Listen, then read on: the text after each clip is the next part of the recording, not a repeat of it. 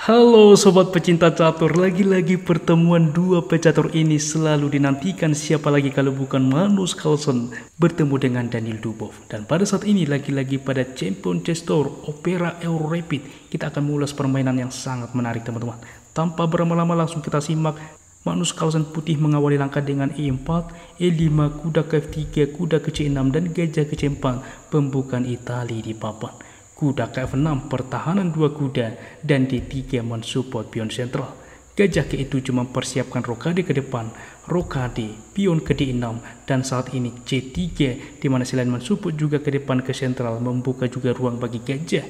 Rokade baru dari Daniil Dubov, benteng ke E1, dan H6 saat ini menjaga petak penting G5. Berlanjut kuda ke D2, pengembangan manuver juga ke depan ke F1, baik ke G3 maupun ke E3. Ini adalah konsep pada Italia maupun Ruy Lopez. Gajah ke E6 berlanjut menawarkan, diterima dengan harapan pion bertumpuk, tetapi kompensasi yang didapatkan oleh Daniil Dubov bahwa file benteng sudah terbuka. Berlanjut fokus rencana dengan kuda ke F1, dan saat ini pion ke A5 mencoba mengambil inisiatif dari sayap menteri. Kuda ke G3 fokus rencana A4 saat ini dan gajah ke D2. Berlanjut pion ke D5 menawarkan sentral dan B4 dari Magnus Carlsen. Karena apa? Apabila diterima teman-teman, apa yang coba dimainkan teman-teman? Di sini menteri wajib menerima, waktu yang sama mensupport juga pion, mengembangkan benteng ke depan, mengancam juga pion D3. Karena seperti ini cukup masuk akal juga apabila saat ini pion menerima. Masalahnya teman-teman ini meragukan karena kuda bisa menerima sentral saat ini mendapatkan pion dan unggul satu pion dari putih. Ini menunjukkan putih sedikit lebih baik. Kita kembali di dalam pose seperti ini sehingga Magnus Carlsen memilih dengan B4, maka berlanjut dengan N pasang terjadi memotong teman-teman. Pertukaran membuka juga menawarkan benteng, lagi-lagi diterima pertukaran dan D4 menutup posisi menawarkan pion sentral. Menteri ke B1 saat ini, di mana ke depan apabila sudah terbuka pion menerima pion membuka, menteri mengancam pion, menteri sudah mensupport pion D3. Pion menerima pion saat ini, gajah menerima, gajah ke C5 berlanjut mengancam juga memantau pion F2. B4 berlanjut mengancam gajah, membuka juga ruang bagi menteri di B3. Gajah ke B6 dimainkan mundur dan B5 saat ini mengancam kuda, kuda ke sentral dan gajah langsung memukul kuda. Apa yang terjadi bang jika misalkan kuda menerima pion sentral karena sudah ditinggalkan misalkan? Masalahnya kuda ke H5 langkah menarik teman-teman. Terlihat dikorbankan kuda ini sejatinya tidak, karena membawa menteri ke G5 salah satu kuda akan tumbang dan ini pun posisi kembali sebanding. Oleh sebab itulah di dalam pose seperti ini dimainkan tentunya dengan gajah saat ini memukul kuda, pertukaran terjadi dan menteri ke B3 di mana juga memantau pion E6. Menteri ke D7 mensupport dan kuda ke F5, opsi terbaik teman-teman, memanfaatkan bahwa pion E6 sedang dipin. Bagaimana merespon kuda ke G4, sebuah langkah meragukan saat ini dari Daniil Dubov. Apa yang bisa dimainkan kuda ke H5 adalah rekomendasi. Di mana bedanya? Misalkan kuda menerima gajah, maka pion menerima E5 misalkan karena tujuan ke depan akan melaju, apalagi juga raja sudah berpindah. E5 misalkan menghentikan, maka kuda ke F4 di mana manuver ke depan menteri dan langkah kuda juga saat ini sudah bisa ke depan mundur di petak G6.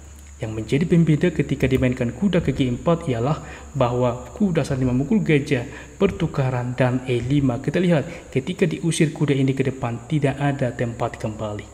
H5 dimainkan dan menteri ke C4 terlebih dahulu, ke depan menumpuk menawarkan juga mengancam pion. Di sini benteng baru memukul kuda dan ini pilihan terbaik. Karena seperti ini apabila langkah lain misalkan diselamatkan pion ini C6 misalkan, pertukaran akan terjadi teman-teman, pertukaran misalkan dan H3 mengusir kuda, kuda mundur dan kuda menerima sentral, pion akan digerogoti satu persatu, keunggulan pun bagi putih.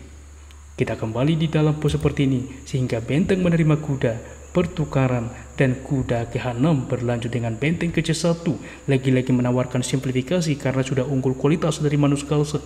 Kuda ke F5 berlanjut, menteri menerima juga pion menawarkan, menteri ke sentral lagi-lagi dengan ide mengancam ke depan pion membawa juga kuda, ancaman juga skakmat, menteri ke C2 langsung mundur.